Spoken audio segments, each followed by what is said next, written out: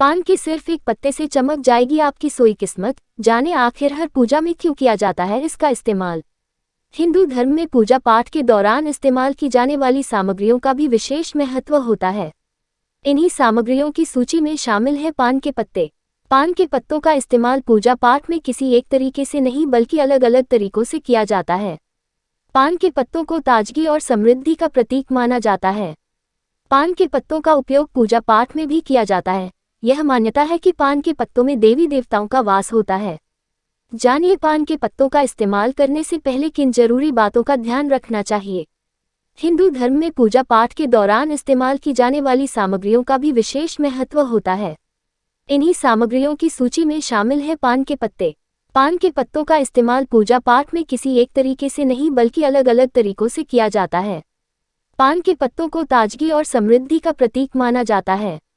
पान के पत्तों का उपयोग पूजा पाठ में भी किया जाता है।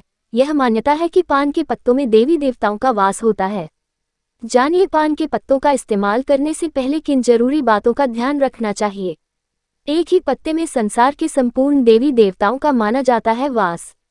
धार्मिक परंपरा के अनुसार पान के पत्ते के ऊपरी भाग में इंद्र और शुक्र का वास होता है, बीच में मां सरस्वती का वास होता है, निचले कोने में महालक्ष्मी का वास होता है। पान के पत्ते के अंदर भगवान विष्णु का वास होता है।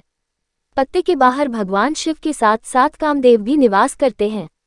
इसके अलावा पान के पत्ते के बाईं ओर मां पार्वती का स्थान और दाहिनी ओर भूमि देवी का स्थान माना जाता है। ऐसा माना जाता है कि पूरे पत्ते पर सूर्यनारायण का वास होता है। सबसे पहले पान के पत्ते का उपयोग। स्कंद पुराण के अनुसार पान के पत्तों की उत्पत्ति समुद्र मंथन के दौरान हुई थी और सर्वप्रथम समुद्र देव की पूजा में पान के पत्ते का उपयोग किया गया था। तभी से ही यह प्रथा लगातार चली आ रही है।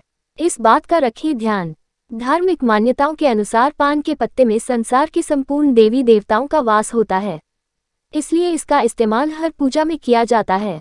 कहा जाता है कि पान के पत्ते पर कपूर रखकर भगवान की आरती करने से घर की नकारात्मक ऊर्जा खत्म हो जाती है और घर में खुशहाली आती है। हालांकि पूजा के लिए पान के पत्ते खरीदने से पहले इस बात का ध्यान रखें कि उसमें छेद अथवा कटा फटा ना हो और पत्ते सूखे ना हो, वरना इससे व्यक्ति की पूजा पूर्ण नहीं होती।